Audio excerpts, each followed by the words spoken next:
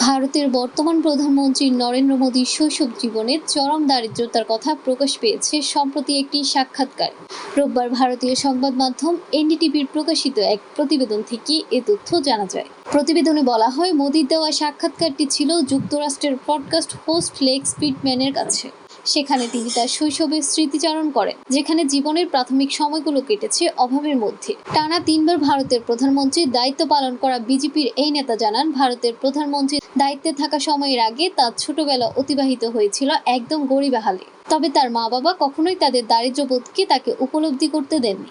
এমনকি স্কুলে যাওয়ার জন্য প্রয়োজনীয় জুতা পর্যন্ত ছিল না তার। এই বিষয়ে মোদি বলেন, আমি খালি পায়ে স্কুলে যেতাম। একদিন তার চাচা তাকে দেখে অবাক হয়ে প্রশ্ন করেন, তুমি এভাবে স্কুলে যাও?